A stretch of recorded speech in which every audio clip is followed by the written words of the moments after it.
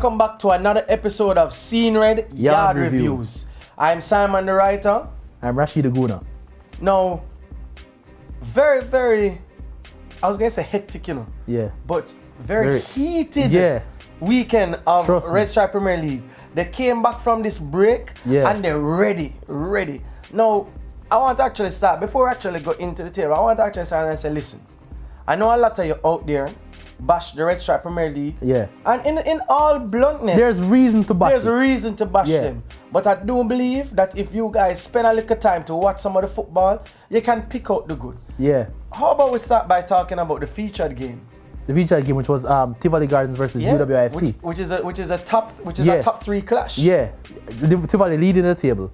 You were looking to stay up there with them. Now, first things first, I have to give a hand to you because UWI really playing some football. A little bit of issues here and there, but they're showing themselves the content.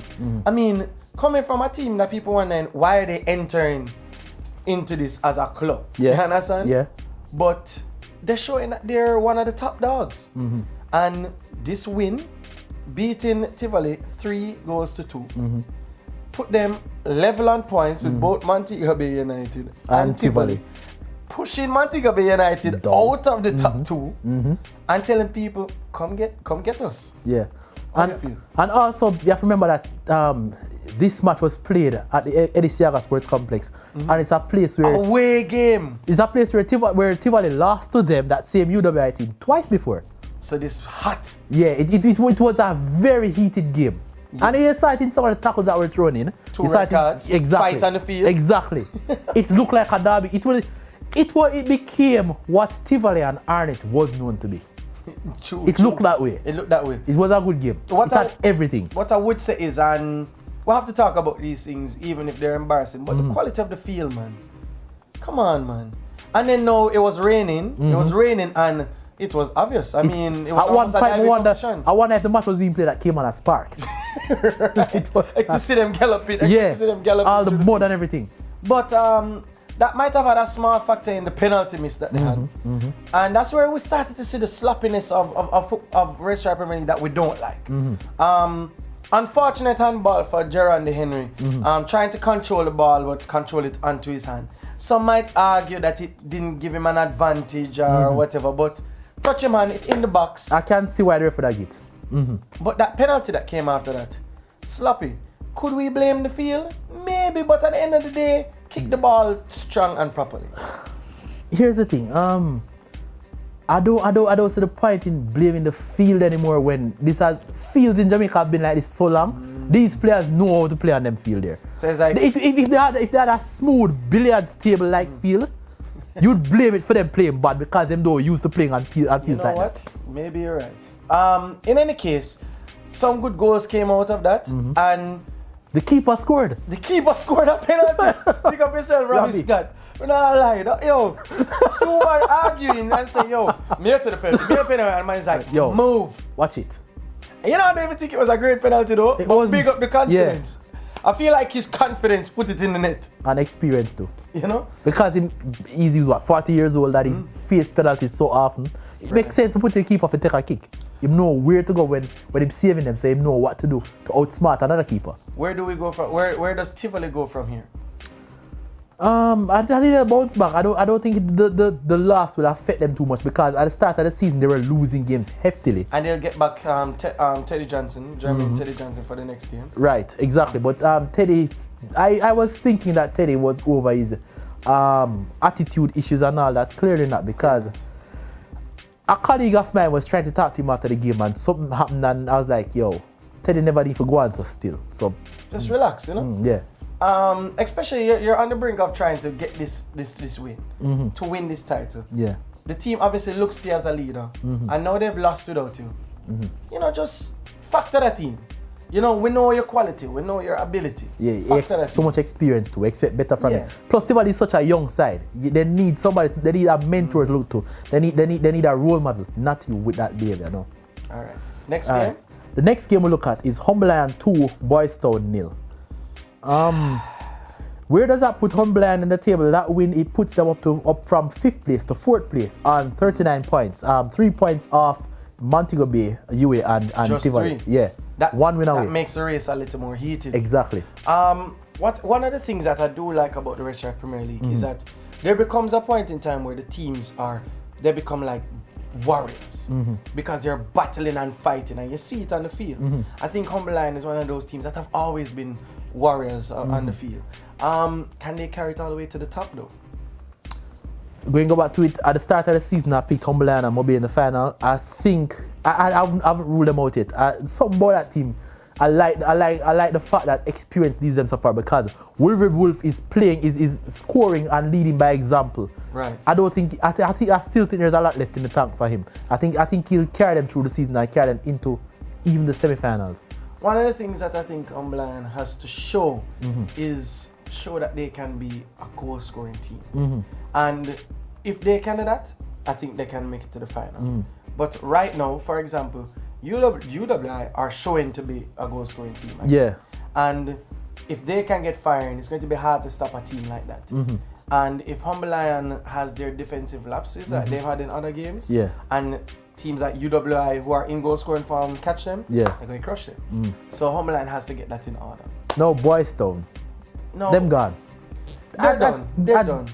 And the thing about it is that maybe going on might be good in the sense that less will be expected of them next season, and maybe more can be brought to the board. Yeah. Because we can point on players, we can point on coach, but there are still people who should be organizing that club better. And if they don't have the resources, they're going to get hurt. No, this is a game where it showed that Boys Town rely too much on Shamar Nicholson. If he doesn't show up, if he doesn't play, Boys Town don't look like them have an option to score. And you kind of wonder what will happen to them when he leave next season, because he's going to clearly leave next season. Okay, not to go and play Super League. Right? Exactly, lead top scorer, somebody else going to come for him. If not overseas, going to come for him. Because as you see, in many cases in the RSPL, when a man top score, if another bigger club in the RSPL don't come for him, usually make a transition. End up in USL. Yeah. I can't see him in USL next season. Because USL get paid. Exactly. You get proper facilities to play with. Better exposure. Exactly. I don't see my Boys Town next season. You get house, you get car, you get vehicles. Boys Town in serious trouble. I'm done and dusted. But on to the next game. No, the champions, the defending champions. Let's try fly through some of these games. Alright. Like we talk about the TV game already. Yeah. So let's just fly through, go through the tape. Well, we don't need to go through the tape because we've been going through the tape. And then we're going to the regular issues. Alright, cool. Now the next game, Reno 2, Moby United 0. Defending champions Moby United 0. And it comes down again to Moby's indiscipline. I've talked about it many times. I don't think Dylan Tellwell is the new head coach. He's been put in since Savisa Bazitic. And I don't think he handles the team well in terms of keeping a cool head on the field. And they had 2 red cards yesterday, and that played into the result. Of course. Time. And you see, the thing about it is that Jamaica has a history of disciplinary problems at times. And if we want the football to move forward, we need to root out these people who are giving problems. So it's either one or two things. Either A, the coaching staff has to revamp how they approach discipline, or B, if there are problem people, take the bad egg them out of the crate. It's simple as that. Because Montego Bay United has too much talent to have red cards causing them to lose games. Exactly, yeah. Because they have the structure of how we want clubs to be run. But if you're going to be showing some of these bad examples, then it's just going to bring football all the way back. I just want to quickly say though that teams are finding out how to beat Moby United, and it's getting in their faces and getting inside their heads. It's pretty simple to beat, to figure out how to get the best of them on the day. And that's not good. Reno did that, and big up to Afiba Chambers scoring a good goal in the 18th minute too. Nice. Next game, Arnett Gardens 4, Jamaica 1.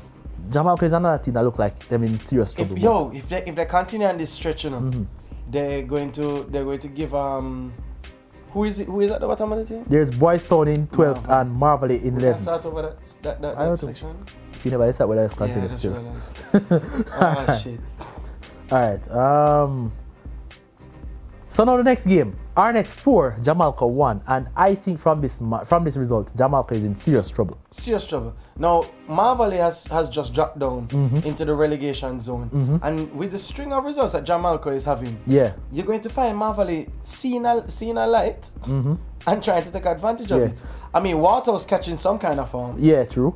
And Waterhouse is just 1 point behind Jamaica right now, on 22, Jamaica on 23. Ready to take the spot. Marvally on 21 in 11th spot. Jamaica, as I should have mentioned, they're in 9th place. They fell from 8 last week to 9th. And Jamaica was one of the teams that was looking bright at the start of the season. They led the table at 1 point for like 2 weeks at the start of the season. You understand? And then just...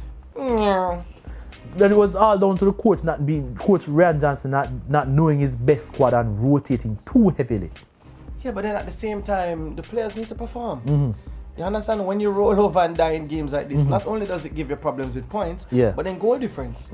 You understand? And I feel like they're horrible in the last part of these games, the last quarter of the games. Creditable win for Arnett Gardens though. What we talked about the money issues and the unrest in the team. 4-1 at Tony Spalding's complex is a good result. And the fans would love it. Exactly. You understand? It breathes some life back into the fans. And their next home game, they might find more people showing up and supporting them and giving them energy again. Where does that put Arnett Gardens in the table? They're still 6. They were 6 last week. They remain 6 because based on their form, it's their 3rd win in 5 games. They lost their last 2 games, but this game kept them. And now they can maybe fight for a spot to make it to make it to that second round. They're currently in the last playoff spot and they're 5 points off 5th place. So not too bad. Now the next game. The other team I think looked good for relegation. Marvally went then, losing 2-1 at Waterhouse at Jerusalem. But the interesting thing about this game. A derby match, by the way. Yeah, it was played at Jerusalem, which is Waterhouse's field, but it was Marvally's home game. It was Marvally's home game, but they weren't able to host the game. Right. So it just put the advantage right back into Waterhouse. Yeah, and it was a terrible game in terms of what it broke out into. It broke out into a physical, literal brawl. Man, throw punch after each other. The game stopped for 10 minutes. Wasn't it a red card frenzy? It finished 9v9. Right. The game stopped for 10 minutes because of this, and this has been Marvally's problem the whole season. Indiscipline. When you have a man like Pedro getting 4 red cards so far this season, and they still put him back on the field. Something have to change. Something have to change. It's simple as that. What is it, Pierce? Not because it's Yaad reviews we're gonna forget say you're dead there, you know, the hog. We know you're dead there, you know. It's something have to change. Simple as that. Alright, how many more games? A good win. Well, continue. But a good win for Waterhouse though, and it's good to see Rodave Morris scoring. Former Dintil player, he was brought there by Anthony Patrick. Now Anthony Patrick is coaching Marvally. So the weapon he brought to Waterhouse came back and hurt him. And what I think we need to look onto is Boyston and Waterhouse. I think it's too many big teams going. As you say, imagine Waterhouse now not even being in the Premier League and Marvally being in the Premier League and having to use Waterhouse field. I don't think the fans would like that at all. At all. So might as well Waterhouse do everything. I really hope Waterhouse and Harbourview can do everything they can to stay in the Premier League for the sheer fact that they are, the old dogs. They are the prestige teams, pedigree teams. Yeah. Well, they should be. Yeah. Is that a good segue to the Harbourview game? Indeed, because Harbourview, they did the unthinkable. They won a game. Finally win a game! Can't believe it. Come from behind, win too. Imagine that. Over Portmore United, 3-2 at the compound. Those goals were scored by Sean Fraser scoring 2. Sean Fraser coming back into Jamaican football. He was in El Salvador for a little while. Came back and his experience showed. Scored twice. And the other one was from Akeem Priestley, another player coming back from abroad. Right. So you can see how the injection of new fresh players into the team is helping Harbourview. So it's good to see that. Portmore got their goals from Tremaine Stewart and Cleon Price. But Portmore, being the typical inconsistent team they are, went to Harbourview and they wet the bed. Well, right now, Portmore used to be a threat, and right now they don't seem to be a threat. Harbourview needed this win. Hopefully they can do everything possible to stay, but I kind of feel like Jamaica, Marvally and Boyston will be the 3 that's going to be swimming. I think for Harbourview right now the concern is just getting into 6th spot, and they're 5 points off it because based on the table, let me just get up the table his here. concern is just winning games. Yeah, they're 7 points off the 6th spot. They have 24 points, and Arnett is in 6th and 31. So it's they have about 11 games to go. Okay, it's still possible. But so that was the last game. Yeah and no, last RSPL game, but we have another game to talk about. Jamaica versus Honduras on Thursday. All right, in let's Texas. talk about that. All right, now Whitmore is going back pretty much with the same squad he had for the USA game, which we lost 1-0. But he made 2 changes. Fabian Grant comes in for Omar Holness, and Alva Spoil is dropped for Andre Lewis. That's a very good addition. Not only because I'm actually still waiting to see if he's going to add Flemings and Devon Williams from the USL champion team. Yeah, exactly. New York Red Bulls 2. Red Bulls 2. Why? I know that Andre Lewis had a very interesting season at Portland Timbers. I don't know if you've been watching any of his games at Portland Timbers 2. Yeah, right. The reserve team. Right. What's very interesting is he actually has been moving back and forth from central midfield to central defense at times. I had a few conversations with him actually via Instagram and Facebook, and one of the things that he always spoke about is that he wants to be in the national program.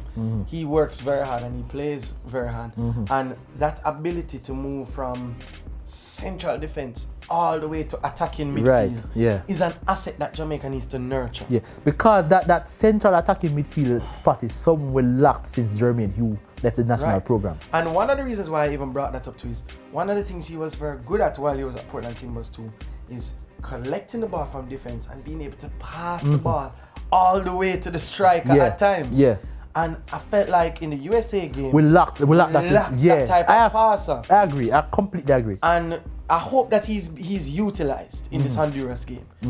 For us to see that kind of transition from that midfield. I think he was looking for that from Holness, but didn't get it. But he didn't really give Holness much of a run. Holness actually, I think it's a preseason game. I saw a highlight of him scoring a very good goal recently from about 25 yards, belter into the bottom corner.